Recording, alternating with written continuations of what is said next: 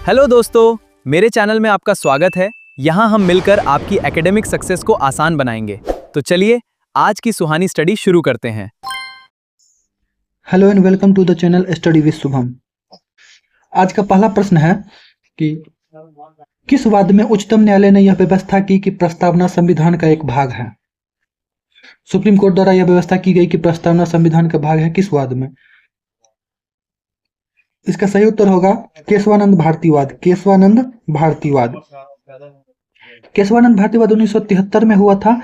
इसमें पुरानी व्यवस्था को पलटते हुए प्रस्तावना को संविधान का भाग माना गया और मूल ढांचे का सिद्धांत दिया गया। केशवानंद भारतीवाद में ही मूल ढांचे का सिद्धांत दिया गया। बेरूबारी संघवाद की बात करें तो यह 1960 ईस्वी में आया था। बेरूबारी संघवाद 1960 ईस्वी में आया था। इसमें न्यायालय ने व्यवस्था की थी कि प्रस्तावना संविधान का अंग नहीं है, प्रस्तावना संविधान का भाग नहीं है। बेरूबारी संघवाद में बोला गया था, 1960 में आया था। गोलकनाथवाद की बात करें तो गोलकनाथ मामला 1967 ईस्वी में आया था। गोलकनाथ का मामला 1967 में आया था। इसमें कहा गया कि संसद मौलिक अधिकारों में संशोधन नहीं कर सकती है। संसद जो है वह मौलिक अधिकारों में संशोधन नहीं कर सकती है, गोलकनाथवाद में कहा गया था।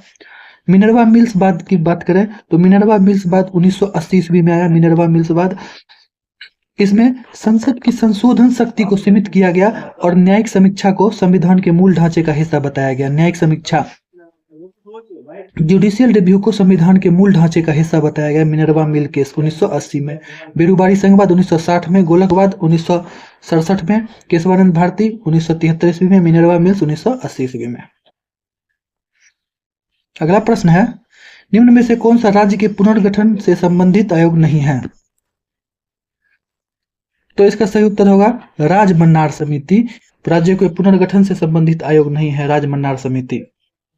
इसका संबंध केंद्र और राज्य के संबंधों से है। राजमन्नार समिति केंद्र राज्य के संबंधों से है। ये इसे 1969 ईस्वी में इसका गठन किया गया था ताकि केंद्र राज्य संबंधों की समीक्षा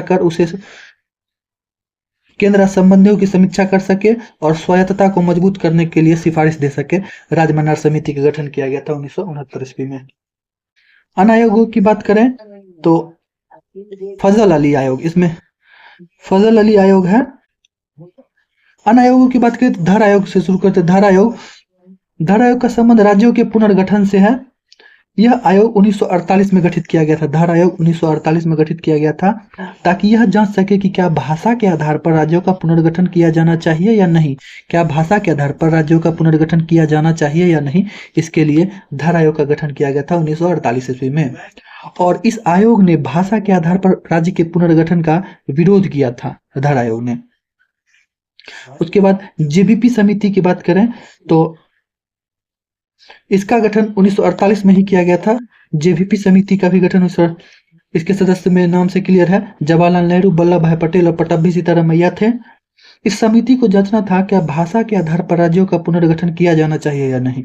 इस समिति का भी वही काम था, जांचना कि क्या भाषा के आधार पर राज्यों का पुनर्गठन होना चाहिए या नहीं। इसने अपनी रिपोर्ट दी, भाषा के आधार पर राज्यों के पुनर्गठन को अस्वीकार कर दिया। जेबीपी समिति ने भी भाषा के आधार पर अस्वीकार कर दिया। फजल अली आयोग की बात करें तो इसे राज्य पुनर्गठन आयोग भी कहा जाता है। यह आयोग 1953 ईस्वी में गठित हुआ था। फजल अली आयोग 1953 में गठित हुआ था और इसने अपनी रिपोर्ट 1956 ईस्वी में राज्य पुनर्गठन अधिनियम पारित किया था। राज्य पुनर्गठन अधिनियम 1956 में पारित किया गया और इसके बाद भारत में भाषा आधार पर राज्यों का पुनर्गठन हुआ था। फजल अली आयोग के रिपोर्ट के बाद 1956 ईस्वी में रिपोर्ट दिया। अगला प्रश्न है, भारतीय संविधान में किस आधार पर अल्पसंख्यकों का निर्धारण किया गया है? केवल भाषाई आधार पर, केवल धार्मिक आधार पर, भाषाई धार्मिक दोनों, निर्जातीय भाषाई और धार्मिक आधार पर। तो इसका सही उत्तर होगा भाषाई और धार्मिक आधार पर भारतीय संविधान में अल्पसंख्यकों का निर्धारण किया गया है। संविधान के अनुच्छेद 30 में भाषाई और धार्मिक अल्पसंख्यकों के अधिकारों की रक्षा की बात की गई है। अनुच्छेद 30 में।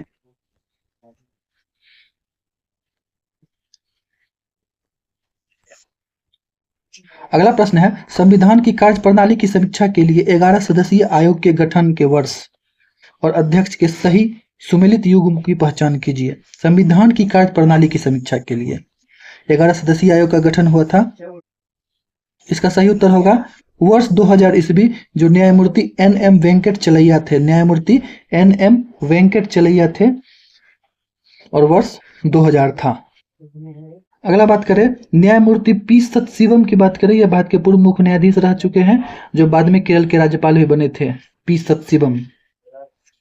राजेंद्र मल्लोढ़ा की बात करें, न्यायमूर्ति राजेंद्र मल्लोढ़ा भारत के पूर्व मुख्य न्यायाधीश थे और बीसीसीआई में सुधारों से जुड़ी जो लोढ़ा समिति थी उसके लिए इनका नाम जाना जाता है, लोढ़ा समिति।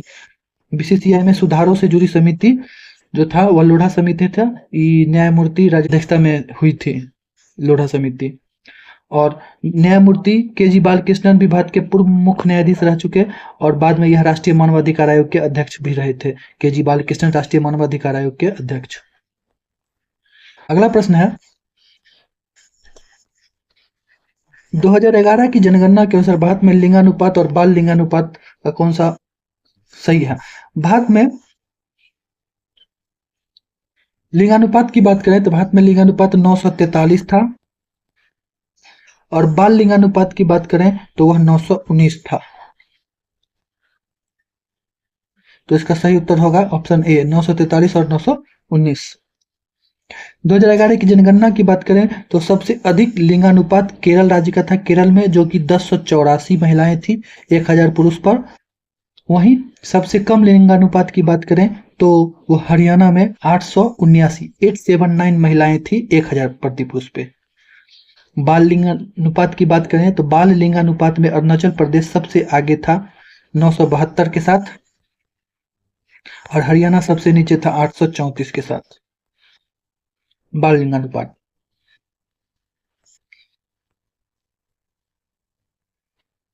अगला प्रश्न है उपयोगिता का गणनावाचक सिद्धांत किसने दिया? उपयोगिता का गणनावाचक सिद्धांत किसने दिया? तो इसका सही आंसर होगा अल्फ्रेड मार्शल। अल्फ्रेड मार्शल ने दिया। इसे कार्डिनल यूटिलिटी अप्रोच भी कहते हैं। उपयोगिता का गणनावाचक सिद्धांत को कार्डिनल यूटिलिटी अप्रोच कहते हैं। कार्डिनल यूटिलिटी अप्रोच कहते हैं।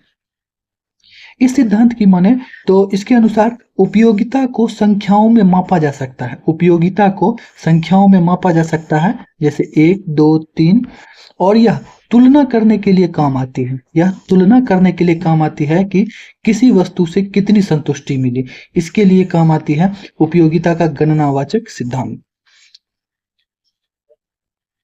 अगला प्रश्न है कॉफी की कीमत में वृद्धि हो जाती है, चाय के मांग पे क्या होगा? तो चाय का मांग बढ़ जाएगा। कॉफी की कीमत अगर बढ़ जाती है तो ऑब्वियस है कि चाय का मांग उस पर बढ़ जाएगा, उसको लोग नहीं खरीदेंगे, चाय पिएंगे। अगला प्रश्न है भारतीय रिजर्व बैंक। अगला प्रश्न है भारतीय रिजर्व बैंक में छोटे किसानों के रूप में किसे परिभाषित किया गया है? भारतीय रिजर्व बैंक में छोटे किसानों की बात करें तो 1 हेक्टेयर से अधिक और 2 हेक्टेयर से कम की भूमि वाले किसानों को छोटा किसान कहा गया है। 1 से अधिक और 2 से कम वाले छोटे, और 1 हेक्टेयर से कम वाले भूमि वाले किसान को सीमांत जोत कहा जाता है। सीमांत जोत कहा जाता है, सीमांत।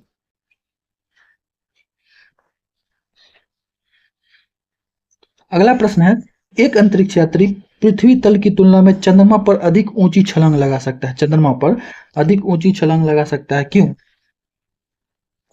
क्योंकि चंद्रमा तल पर गुरुत्वाकर्षण बल पृथ्वी की तुलना में बहुत कम है। गुरुत्वाकर्षण जो है पृथ्वी पर ज्यादा है चंद्रमा की तुलना में। पृथ्वी की तुलना में चंद्रमा पर 1/6 गुरुत्वाकर्षण है, 1/6।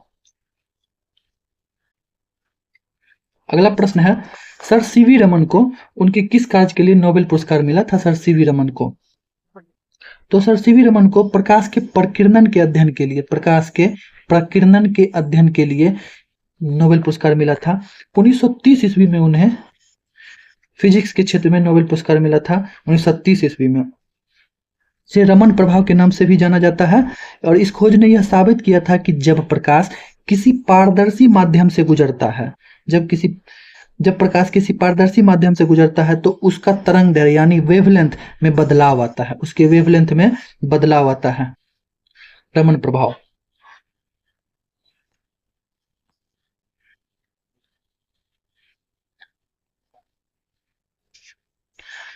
अगला प्रश्न है रडार का उपयोग किस लिए किया जाता है? जहाजों, वायुयानों आदि को ढूंढना एवं मार्ग निर्देश करने के लिए रडार का प्रयोग किया जाता है। अगला प्रश्न है, इसी में ऑप्शन है सौर विकिरण का पता लगाने के लिए किस यंत्र का उपयोग किया जाता है? सौर विकिरण का पता लगाने के लिए पायरोमीटर का प्रयोग किया जाता है। सौर विकिरण का, यह सूर्य की कुल विकिरण ऊर्जा को मापता है। और सीधी सौर किरणों को मापने के लिए, सीधी सौर की किरणों को मापने के लिए पायरोहीलियोमीटर का प्रयोग किया जाता है। पायरोहीलियोमीटर का प्रयोग सीधी सौर किरणों को मापने के लिए पायरोहीलियोमीटर का प्रयोग किया जाता है। ग्रहों को देखने के लिए बात करें तो ग्रहों को देखने के लिए टेलीस्कोप, दूरबीन का प्रयोग किया जाता है। और भूकंपों की तीव्रता मापने के लिए सिस्मोग्राफ का प्रयोग किया जाता है। अगला प्रश्न है, रेटिना पर कैसा प्रतिबिंब बनता है? तो रेटिना पर हमेशा प्रतिबिंब वास्तविक, उल्टा और वस्तु से छोटा होता है। तो इसका सही उत्तर होगा वस्तु से छोटा एवं उल्टा। वास्तविक छोटा एवं उल्टा होता है। अगला प्रश्न है, पानी की बूंदें किसकी भांति प्रतीत होती है? पानी की बूंदें किसकी भांति प्रतीत होती है? पानी की बूंदें उत्तल लेंस की भांति प्रतीत होती है। पानी की बूंदें गोलाकार आकृति के कारण जब इनमें से प्रकाश होकर गुजरता है तो ये उसे अपवर्तित करके एक बिंदु पर केंद्रित करती है।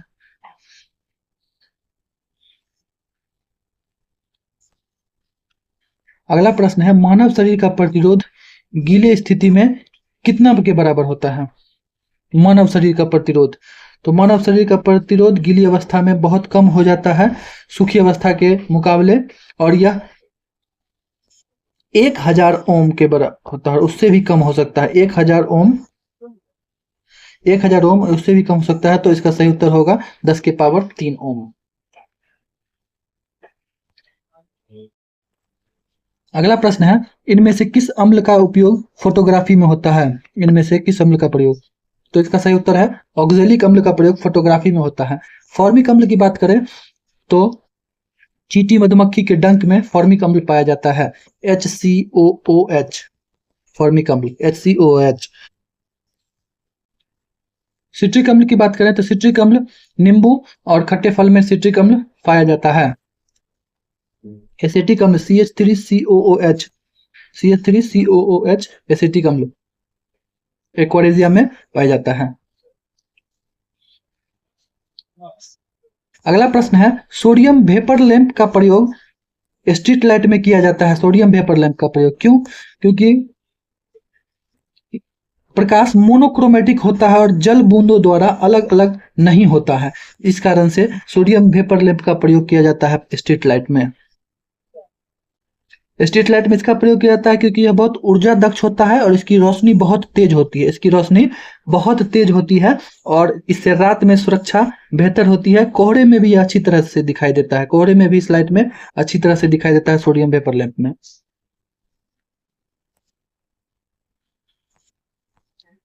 अगला प्रश्न है, किस विटामिन को शरीर संचयित नहीं कर सकता है? तो इसका सही उत्तर होगा विटामिन सी। यह पानी में घुलनशील होता है जिस कारण से यह शरीर से मूत्र के माध्यम से बाहर निकल जाता है। जबकि विटामिन ए, डी, ई ये सब जो होता है वसा में घुलनशील होता है।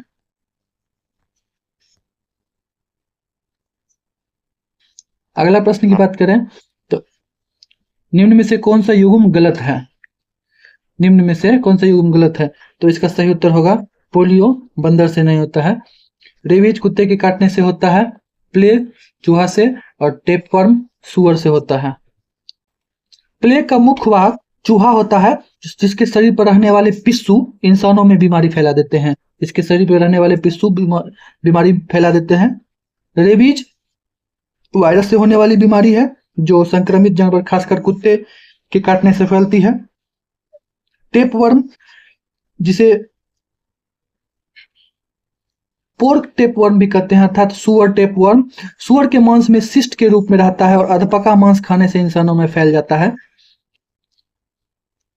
किसी दर्पण से आप चाहे कितनी दूरी पर खड़े हो, आपका प्रतिबिंब सदैव सीधा प्रतीत होता है। यह किस प्रकार का दर्पण है? केवल समतल दर्पण में ऐसा होता है, उत्तल दर्पण में सिर्फ, अवतल दर्पण में सिर्फ, या तो समतल या तो उत्तल दर्पण में। इसका सही उत्तर होगा ऑप्शन 4, या तो समतल या तो उत्तल दर्पण में। समतल उत्तल दर्पण दोनों में ही किसी भी दूरी पर खड़ा होने पर प्रतिबिंब सदैव सीधा और आभासी बनता है।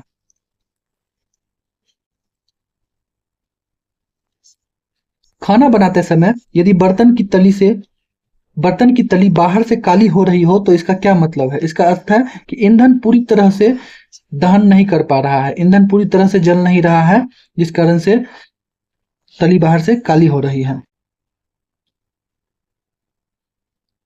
अगला प्रश्न है फाइब्रस बोन अर्थात तंतु अस्थि संधि कहाँ पाई जाती है? फाइब्रस बोन कहाँ पाई जाती है? यह कपाल में पाई जाती है, कपाल क्रेनियम में पाई जाती है। कपाल में हड्डियां आपस में जुड़ी रहती है और यहां कोई गति नहीं होती है। अगला प्रश्न है मानव शरीर का कौन सा अंग एल्जाइमर रोग से प्रभावित होता है? तो एल्जाइमर मस्तिष्क को प्रभावित करता है, एल्जाइमर रोग मस्तिष्क को प्रभावित करता है। अगला प्रश्न है निम्न में से कौन सा सही नहीं है?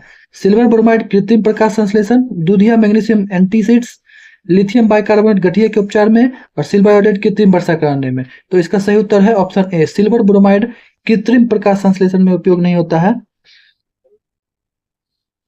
सिल्वर ब्रोमाइड का मुख्य रूप से प्रयोग फोटोग्राफी में किया जाता है, सिल्वर ब्रोमाइड का मुख्य रूप से फोटोग्राफी में प्रयोग किया जाता है।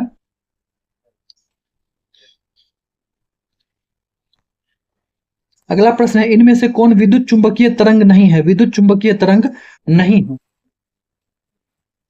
तो इसका सही उत्तर होगा ऑप्शन डी, पराध्वनिक तरंग। पराध्वनिक तरंग जो होती है वह विद्युत चुंबकीय तरंग नहीं है। पराध्वनिक तरंग यांत्रिक तरंग होती है और इन्हें चलने के लिए किसी माध्यम की आवश्यकता होती है, जबकि एक्सरे, बैंगनी किरण ये सब विद्युत चुंबकीय तरंग हैं, इसके लिए कोई माध्यम की आवश्यकता नहीं है। पराध्वनिक तरंग के लिए माध्यम की आवश्यकता है।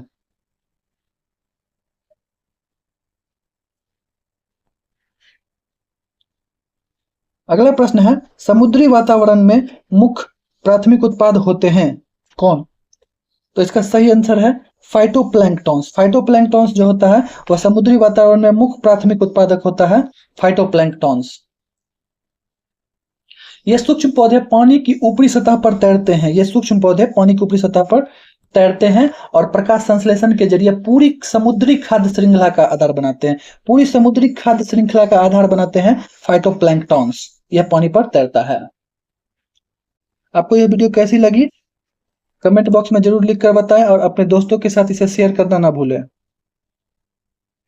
Thanks for watching.